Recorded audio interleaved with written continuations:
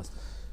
విజయసాయి రెడ్డి ఒక పనికిమాలిన వ్యక్తి గురించి మనం మాట్లాడుకుంటున్నామో అనిపించి నాకైతే అనిపిస్తాం. అంటే A2 కదా వైసీపీలో, ఎందుకంటే ఆ పార్టీ గురించి కదా మాట్లాడుకో. A2 కదా, అంటే పనికిమాలినాడే కదా, ఆర్థిక ఉగ్రవాదే కదా, మీరు నేను చెప్పింది కాదు కదా, న్యాయస్థానం చెప్పింది కదా. A2 అనేది పార్టీలో కాదండి, అన్నిట్లో కూడా ఇప్పుడు ఆయన అక్రమాస్తులకు సంబంధించి అన్ని విషయాల్లో కూడా అతనే కదా.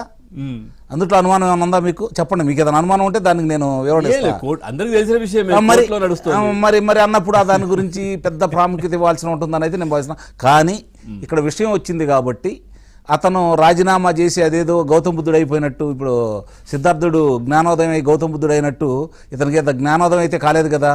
నిజంగా జ్ఞానోదయం అయితే దస్తగిరిలాగా ఫలానా జరిగింది, ఫలానాళ్ళు ఫలానా రోజు ఇలా చేశారు, నన్ను మొట్టమొదట వైశ్య బ్యాంకులో నియమించారు, అందుట్లో ఇంత ధనాన్ని నేను ఆ కంపెనీలకు మళ్లించిన తర్వాత నన్ను మళ్ళీ వేరే బ్యాంకు పంపించారు, మారిషస్ బ్యాంకు పంపించారు, విదేశాల్లో రకరకాల బ్యాంకులు పంపించారు, ఆ ధనాన్ని అంతా లూటీ చేసి జగన్మోహన్ రెడ్డి బొక్కసానికి నేను పంపించేశాను, కాబట్టి ఇదిగో ఇన్ని వివరాలు ఇట్లా ఉన్నాయి. అలాగే వైఎస్ వివేకానంద రెడ్డి గారి హత్యకు సంబంధించిన విషయాలు కావచ్చు, దానికి సంబంధించింది ఆ రోజు నాతో ఇట్లా చెప్పమన్నారు, చెప్పాడు కదా అవినాష్ రెడ్డి ఇలా అన్నాడని చెప్పని, మిగిలిన విషయాలు కూడా బయటికి చెప్పితే దాని గురించి మనం మాట్లాడుకోవాలి.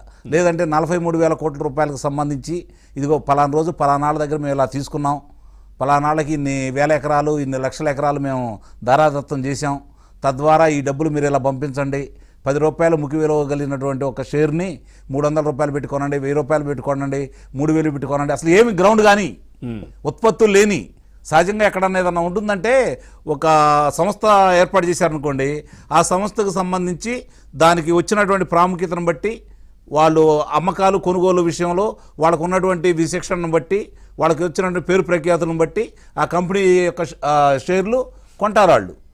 మరి అలాంటిది ఏమీ లేకుండా, ఉత్పత్తులనేమీ లేకుండా అప్పుడే ప్రారంభించినవి వీటన్నిటికీ ఇందిరా ప్రియదర్శినికి సంబంధించి సాక్షి దినపత్రిక కావచ్చు, సాక్షి ప్రసార మాధ్యమం కావచ్చు, భారతీయ సిమెంట్ కావచ్చు, ఇట్లాంటి వాటన్నిటికీ అంత విలువ పెట్టి కొనాల్సిన అవసరం ఏమొచ్చింది? కొనేవాళ్ళు ఏమైనా అమాయకులా?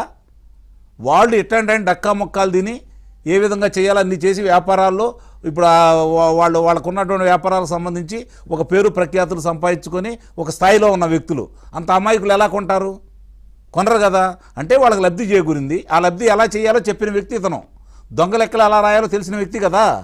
వాళ్ళతో మాట్లాడి మాటామంతి చేసి ఒకవేళ వాళ్ళకి లేకపోయినా కూడా ప్రభుత్వ పరంగా 2004 నుంచి 2009 ఆయన సరిపోయేంత వరకు కూడా ఏ విధంగా దోచిపెట్టచ్చు, ఏ విధంగా ప్రజాధనాన్ని మనం మన బక్కసానానికి లాక్కోవాలంటే ఏ విధంగా ప్రభుత్వం తరఫున మనం వాళ్ళకి ఇచ్చేసి ఎలా తీసుకోవచ్చు అని చెప్పని వివరంగా చెప్పిన వ్యక్తి. మరి అలాంటి వ్యక్తిని గురించి ఈరోజు రాజీనామా చేయంగానే అతని గురించి ఎందుకంత ప్రాముఖ్యత ఇస్తున్నారో నాకైతే అర్థం కావట్లా. కాకపోతే ఒక విషయం మాత్రం మనం స్పష్టంగా చెప్పుకోవాలి, ఇతను చేసినటువంటి అరాచకాల గురించి మాత్రం ఈరోజు మనం ప్రశ్నించుకోవాలి, ప్రజలకు కూడా తెలియాలి. తెలియంది అయితే కాదు, కానీ మర్చిపోకుండా మనం కూడా చెప్పాల్సిన బాధ్యత మనకైతే ఉంది. తెలుగుదేశం